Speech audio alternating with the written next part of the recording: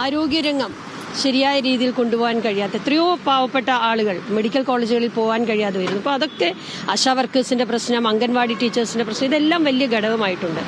അപ്പോൾ ഇതൊരു സർക്കാരിനെതിരെയും നഗരസഭാ ഭരണത്തിനെതിരെയുമുള്ള വലിയ വികാരമാണ് ഇപ്പോൾ കണ്ടിരിക്കുന്നത്. അതുകൊണ്ട് തന്നെ ഇത് ജനങ്ങളുടെ വിജയമാണെന്നാണ് UDF കാണുന്നത്. UDF ഒറ്റക്കെട്ടായി പ്രവർത്തിച്ച ടീം UDFന്റെ ഒരു വിജയം കൂടിയാണ്. ബഹുമാനപ്പെട്ട പ്രതിപക്ഷ നേതാവിന് ചാർജ് ഉണ്ടായിരുന്ന സ്ഥലമാണ് കൊച്ചി നഗരസഭ തെരഞ്ഞെടുപ്പ് എന്ന് പറയുന്നത്. ആദ്യം മുതൽ തന്നെ അദ്ദേഹത്തിന്റെ നേതൃത്വം വലിയ ശക്തമായ രീതിയിൽ ഒറ്റക്കെട്ടായി മുമ്പോട്ട് പോകുന്നതിന് സഹായിച്ചിട്ടുണ്ട്. ഇതെല്ലാം വലിയ ഘടകമാണ്. അതുകൊണ്ട് തന്നെ ഇനിയും മുമ്പോട്ട് ഈ നഗരത്തെ ഞങ്ങൾ ഉയർത്തിപ്പിടിച്ച മുദ്രാവാക്യം പോലെ തന്നെ വികസിത നഗരം, സുരക്ഷിത നഗരം, ഇതായിരിക്കും നമ്മളുടെ മുദ്രാവാക്യം.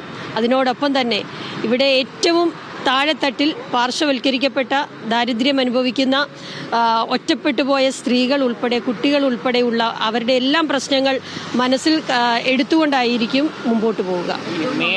ശരി, അപ്പോൾ ദീപ്തി മേരി വർഗീസിന്റെ വാക്കുകളാണ് നമ്മൾ കേട്ടത്.